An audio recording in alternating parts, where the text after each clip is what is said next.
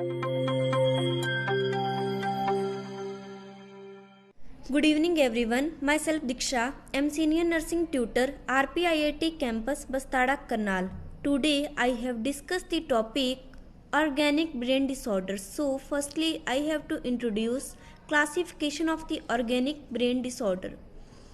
According to F00 to F09, organic including symptomatic mental disorders such as the classification under F00 dementia in Alzheimer's disease, F01 vascular dementia, F02 dementia in other disease classified elsewhere, F03 unspecified dementia, F04 organic amnestic syndrome not included by alcohol and other psychoactive substance.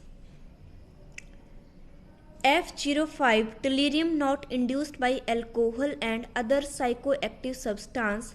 F06 other mental disorder due to the brain damage and dysfunction due to the physical disease. F07 personality and behavior disorder due to brain disease, damage and dysfunction. Then F09 unspecified organic or symptomatic mental disorder. So first one I have to introduce history of the dementia.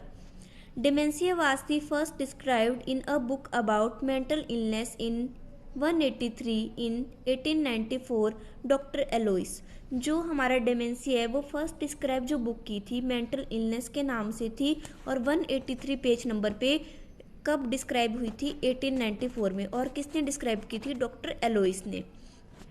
Alzheimer a German neuropathologist वो has a particular interest in a nervous disorder.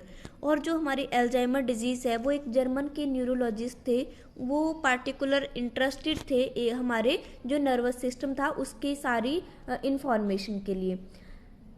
Describe change in the brain cause by a vascular disease known as a vascular dementia.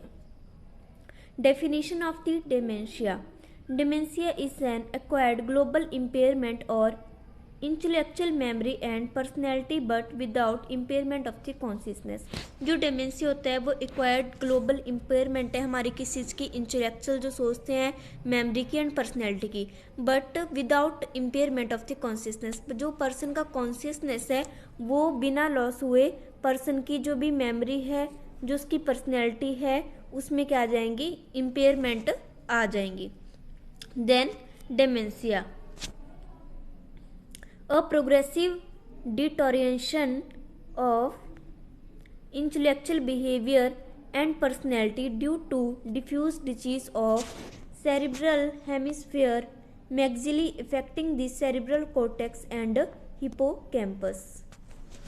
Then common sign and symptom of the dementia. First one, memory loss, then impaired judgment, difficulty with abstract thinking, faculty reasoning, inappropriate behavior, loss of the communication skill, disorganization to place and time, gait motor and balance problem, neglect of the personal care and safety, hallucination, paranoia and agitation.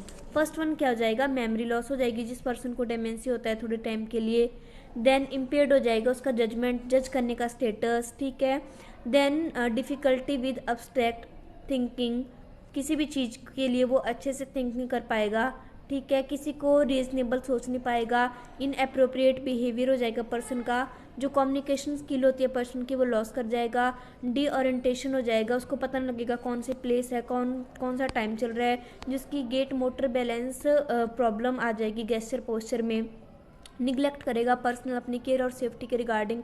Hallucination हो जाएगा person को, ठीक है. Then पैरोनिया and agitation feel करता है. Thank you for the watching my video. Please continue the topic for the next session. Thank you.